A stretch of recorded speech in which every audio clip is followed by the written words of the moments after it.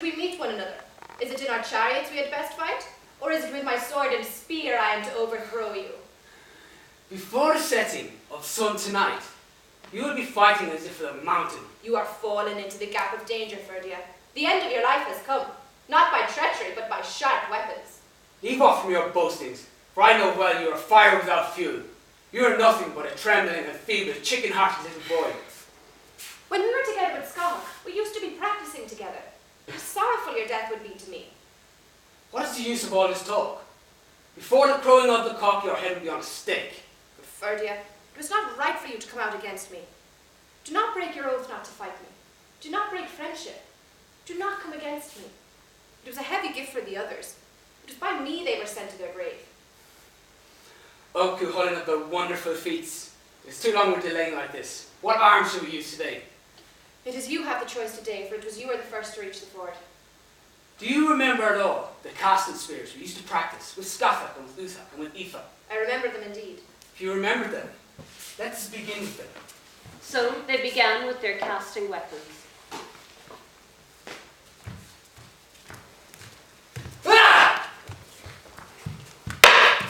And these were flying to them and from them like bees on the wing of a fine summer's day.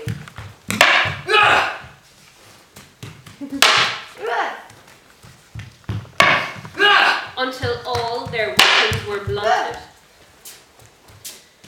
And as good as the throwing was, yet the defence was so good that neither of them drew blood from the other through that time. Let us leave off from these weapons now, Cuchulainn, for it is not by the light of them our fight will be settled. Leave them indeed. They stopped then, and threw their darts into the hands of their chariot drivers.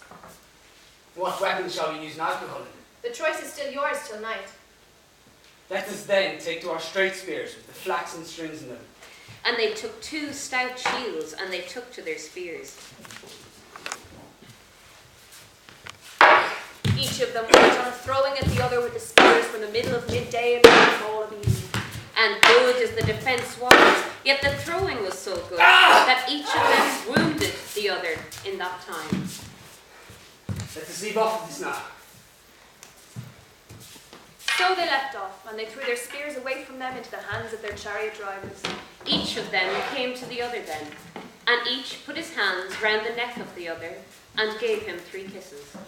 Their horses were in the one enclosure that night, and their chariot drivers at the one fire. And their chariot drivers spread beds of green rushes for them, with wounded men's pillows on them. The men that had knowledge of healing came then, and put herbs of healing to their wounds. And of every herb and plant that was put to Cuchulainn's wounds, He would send an equal share from him westward over the ford to Ferdia, the way the men of Ireland might not say, if Ferdia should fall by him, that it was by better means of cure he should overcome him. they rested there that night. And they rose up early on the morrow, and came forward to the ford of the battle. What weapons shall we take today, Ferdia? The choice is yours, for I had the choice of weapons the last day. Let us then take to our big burdensome stabbing spears. Today we'll fight with horse and chariot.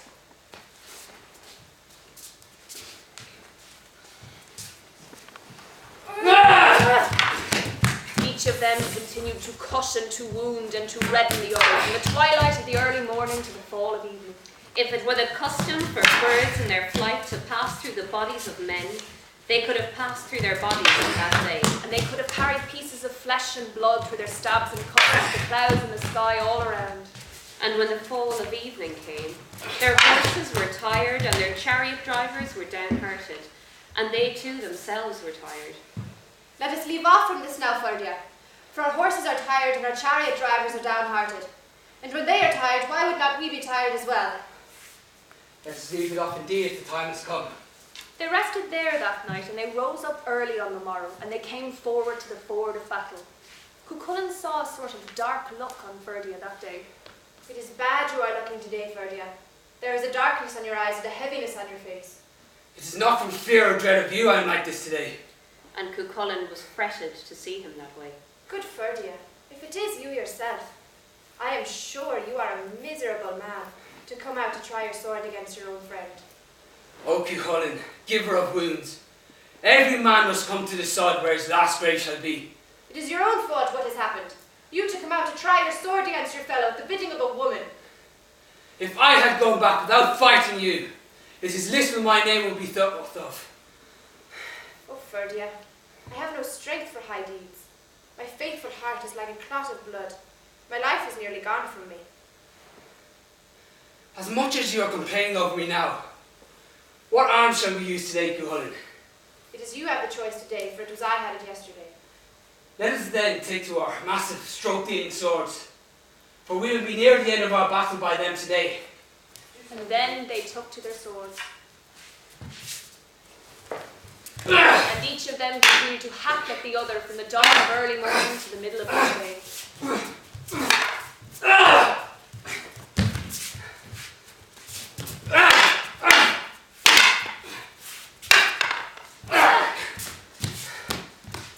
Let us leave off from this now.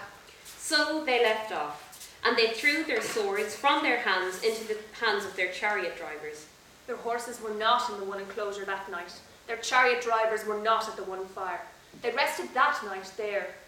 And Ferdia rose up early the next morning, and went forward by himself to the ford, for he knew that day would decide the fight, and he knew one of them would fall on that day there, or they both would fall. Then he put on his battle suit before the coming of Cuchulainn to him. And then he began to show off many changing, wonderful feats that he had never learned with any other person, neither with nurse or with tutor, or with Scottic or with Uhuk or with Aoife, but that were made up that day by himself against Cuchulainn. Then Cuchulainn came to the ford, and when he saw all Ferdia was doing, Leg, all those feats will be tried on me today, one after another. And because of that, if it is I that begin to give in today, it is for you to reproach me and to speak hard words to me, the way my anger may grow the more on me. But if it is I who am getting the better of him, you are to praise me and to make much of me, the way my courage may be the greater. I will do that indeed, my master. What arms shall we take today, Ferdia? The choice of weapon is yours today. Let us try fighting in Fordwater then. Let us indeed. But though Ferdia agreed to it, it is sorry he was to say those words, for he knew Cuchulainn was used to put an end to every fighter that was against him in Fordwater. Each of them began to throw his weapons at the other, from the dawn of early morning to the middle of midday. And when midday came, the anger of the men grew hotter. And then it was that Cuchulainn leapt onto the boss of Ferdia's shield. But Ferdia threw Cuchulainn from him like a bird on the brink of the ford. Cuchulainn leapt up again. But Ferdia threw Cuchulainn from him like a little child. My grief indeed! The fighter that's against you, Cuchulainn, cast you away like a loving mother slaps her son. He tossed you aside as if he was rinsing a cup in a pub. He grinds you like the malt grinds the mill. He cuts through you like the axe cuts through the oaks. He binds you like the wood binds the tree. For this out, you've no call to courage or a brave name. At the end of life and time, you devilish little half-sprite. it is then Cuchulainn leapt up towards the troubled clouds of the air the third time. And Ferdia cast Cuchulainn from him, the same as if he had never been cast off at all before. And it is then Cuchulainn's anger came on him, and the flames of the hero light began to shine about his head like a red thorn bush in a gap, or like the sparks of a fire. And he lost the appearance of a man, and what was on him was the appearance of a god. So close was the fight. So close was the fight. So close was the fight. The ford was reddened with Cuchulainn's blood, and Ferdia kept on making great strokes at him, and Cuchulainn could not bear with this, and he called to Laig for the gay Bulga, which was sent down the stream to him. And when Ferdia heard the name of the gay Bulga, he made a stroke of his shield down to protect his body. But Cuchulainn made a straight cast at the weapon, off the middle of his hand over the rim of the shield, and it passed through his armour and went out through his body. That is enough. I die by that. And I may say indeed, you have left me sick after you. And it is not right that I should fall by your hand. O Cuchulainn, of the beautiful feats It is not right for you to kill me. The fault of my death is yours. My blood is on you. A foolish man does not escape when he goes into the gap of danger. My grief. I am going away now. My time has come. My chest can no longer hold my heart. My heart is all but turned to blood. You have killed me. Cuchulainn ran towards him after that and put his 2 arms about him, and he lifted him across the ford northwards, so that his body should be by the ford on the north, and not on the west of the ford with the men of Ireland. He laid him down then, and a cloud and a weakness came on him as he stood over Ferdia. Laig saw that, and when he saw the men of Ireland rising up to come towards him, Good Cuchulainn, rise up now, for the men of Ireland are coming towards us. And there's not a fighter they'll put against you now. That Ferdia has fallen by you. What use is it to me to rise up, and he after falling by me? Rise up, O chained hound of Owen. It's God and shouting he should be now. The Ferdia of the hosts has fallen by you. What are joy and shouting to me now? It is to madness and to grief I am driven, after the thing I have done, and the body I wounded so hard. It's not right for you to be lamenting him. It's rejoicings you should be making. It was at you he aimed his spears. Even if he had cut 1 arm and 1 leg from me, it is my grief, Ferdia, not be riding his horses into the long days of his lifetime. It is better him to be dead and you to be living. Ever since you came out of the coulee to meet Maeve of the Great Lane, it's a grief to her all you have killed of her people and her fighting men. You've not taken early since the spoilings of your country began. Though there were a few along with you, many was the morning you rose up early. Then Cuchulainn began to keen and to lament for Ferdia. Oh, Ferdia, it is a pity for you it was not one of the men who knew my courage you asked and advice of before you came to meet me. It is a pity it was not Laig, he asked, how we stood one to another. It is a pity you did not ask a true advice of Fergus. It is a pity it was not pleasant comely Connell you asked which of us would put down the other. These men know well there will never be born one among the men of Connacht who will do deeds equal to yours to the end of life and time. And they know that if they looked among the gatherings, there will not be found the hand of a man that will wound like Ferdia's hand.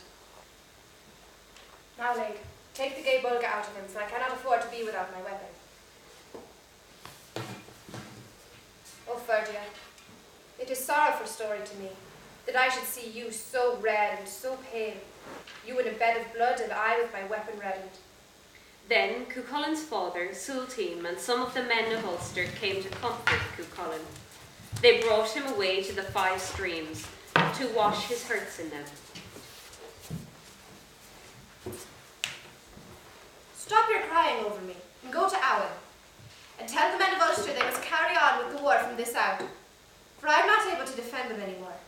And after all I did for them, not one of them comes to help me or to comfort me. Then Sulteam set out on the grey of Mecca to give his message, and when he got close, he called out, Men are being killed, women brought away, cattle driven off in Ulster. Men are being killed, women brought away, cattle driven off in Ulster. Then he went on to the stone of hostages at Owen, and he called out the same words the 3rd time. Men are being killed, women brought away, cattle driven off in Ulster. Who are taken, and who is it is taking them? It is Aliel and Maeve that are robbing you and destroying you. They are bringing away your women, your little boys, your cattle and your horses. And there is only Cuchulainn to delay and to hinder the 4 great provinces of Ireland and the gaps in the passes of Ruthenna. The lad is wounded, and no one is coming to his help. The men of Ulster were rising from out of their weakness, and they all made ready to come out with Concubar, and some of them did not wait for Concubar at all, but set out on the track of the army of Ireland. It is little I care for that, for we have good fighting men to meet them. It is a pity for you to think that, for there was none in Alban nor in Ireland an army that can put down the men of Ulster, once their weakness is gone from them and their anger is rekindled. Now all this time Cuchulainn was lying on his bed with the dint of his wounds, but when he knew by the noise on the plain that the men of Ulster were gathering for the battle, he used all his strength and tried to rise up, and he gave a great shout that all his own troop heard it and all the whole army. But his people that were about him laid him down on the bed again by force, and put ropes and fastenings over him, the way he could not move from it to open his wounds again. Day began to break. Go, Lay, and bring me word of everything that happens on this day. I see a little herd of cattle breaking out the west of O'Neill's camp, and there are lads following after them. And there are more lads coming from the armies of Ulster's to chase them. That herd on the plain is the beginning of a great battle, for it is the brown bull of Cooley and his heifers are in it. And now the young men of the east and of the west will come out against one another. And go, Lake, for I cannot afford to go out myself, and stir up the men of Ulster to battle. So Lake went out and called to them in Cuchulainn's name to get themselves ready and come out to the battle. When the men of Ulster heard the message from Cuchulainn, they rose up and rushed out, without stopping to put on their clothing, but only taking their weapons in their hands. Then Laig went out to look again, and he saw the army of Ireland coming out to meet the men of Ulster. And there began a great fight between them, and it went on a good while without one side getting the better of the other. My grief, I not to be able to go among them. Maeve saw the battle going on, and neither side getting the victory. It is time for you, Fergus, to go out and avenge yourself against your enemy Conchobar. And besides that, it is right for you to fight first now for all the good treatment you have received from us in Connacht. I will go out willingly. Come out now into battle, Fergus, and spare no one today, unless it might be some very dear friend. Then Fergus and Maeve went out into the battle, and 3 times they made the army of Ulster go back before them. And when Conchobar heard his people were being driven back, he called out to the household of the Red Branch. Let you hold the place I am in now, till I go see who has turned our army against us 3 times on the north side. We will do that now. Unless the sky should fall upon us, or the earth give way under us. We will not give up 1 inch of ground before the men of Ireland. Till you come to us again. Or till we get our death. Then Conchobar went to see who it was that was driving back his army, and it was Fergus he found before him.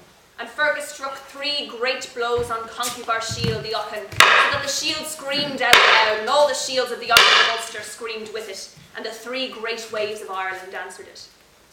Who is it that holds his shield against me? It is the man, Fergus, who is younger and better and more comely than yourself. The man whose father and mother are better than your own. The man who you banished out of his own country, and the man that will drive you back today in the presence of the men of Ireland. Conchobar, son of Fahak, High King of Ulster, High King of Ireland. It is then he began to wave his shield